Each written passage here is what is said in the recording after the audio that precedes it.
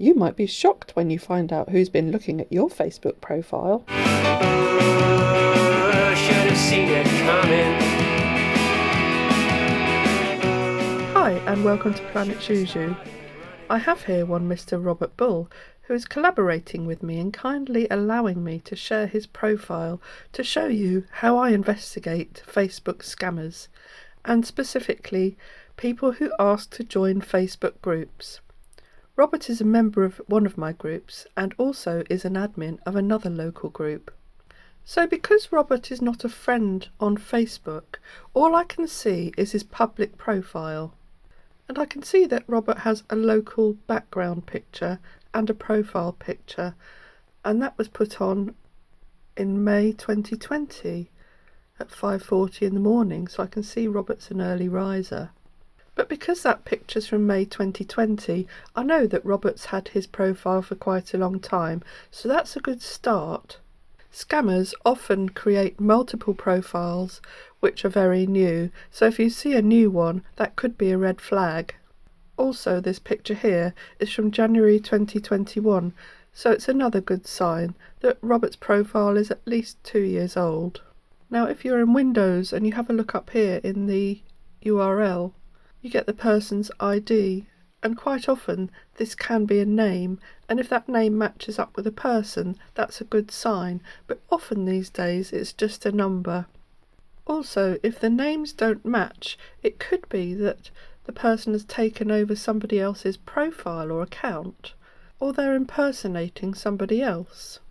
Now, looking down here, we can see that Robert lives in Hayling Island, and if he's joining a local community group, for example, that's quite a good sign that he belongs in the area. So just because he says he lives on Hayling Island, does he really? Scammers can change where they live to anywhere in the world. And he's also got 3 photos of himself and another seascape there, which is rather beautiful. And we've got that he moved centered. But he's created this around about 2020 and put an earlier date in there, and that's the sort of thing that scammers can do too, just to get you a little bit off guard.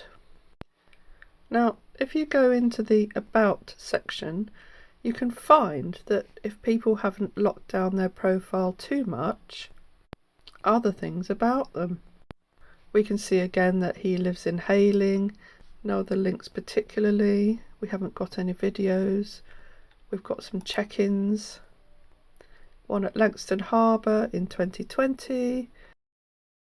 And we've also got some likes, which are Ferryboat in Syna, Cambridge, Rook Farm, which is on Hayling, Shipping Langstone's local, Whistler's local.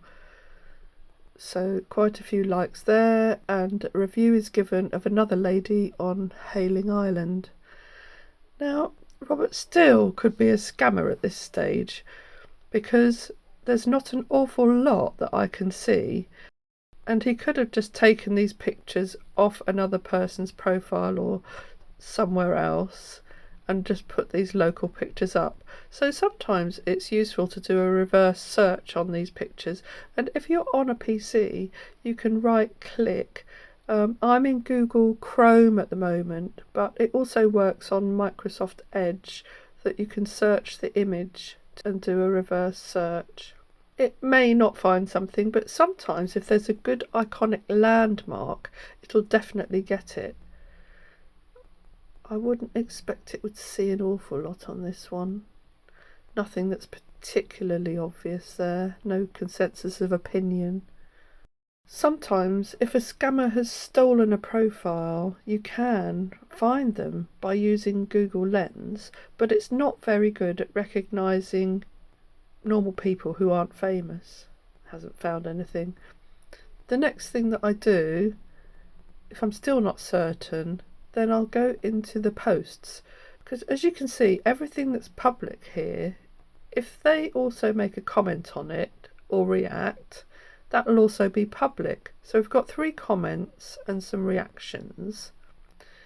Now, I know at least 2 of these people are legitimate people who live on Hayling Island.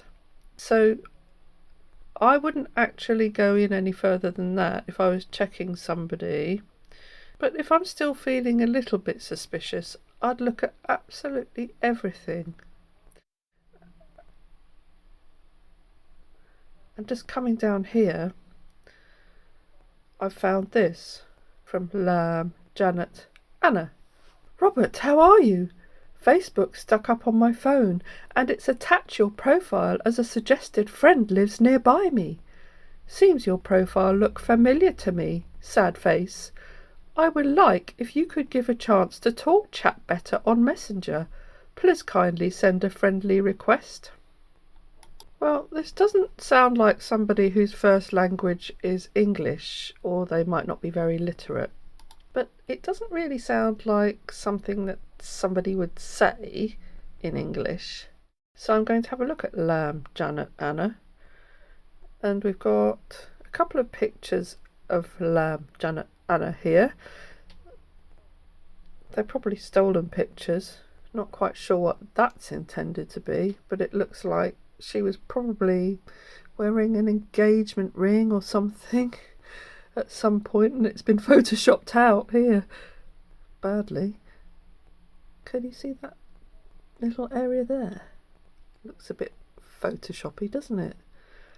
So let's just have a look the same way, looking at her comments and likes here.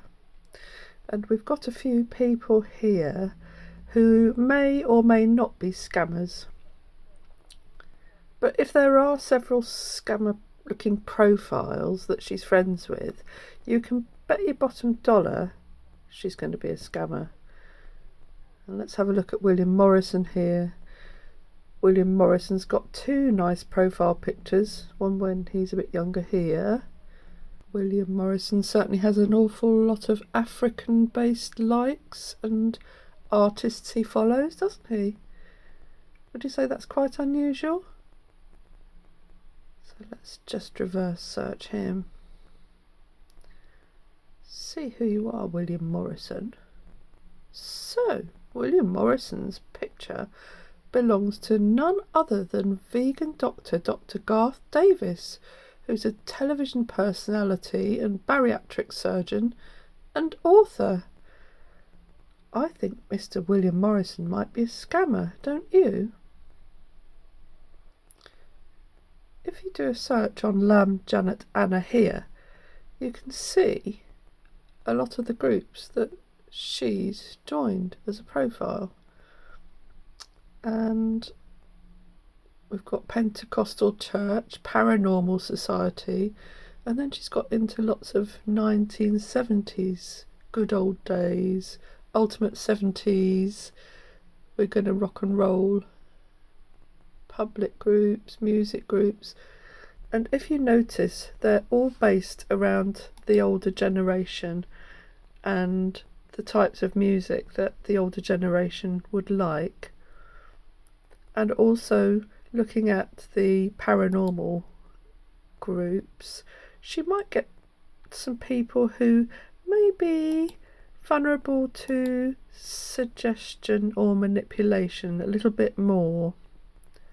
And what I believe that some scammers are doing in these groups are looking for members with any vulnerabilities or older and contacting them on their own personal profiles, just like they've done with Robert's.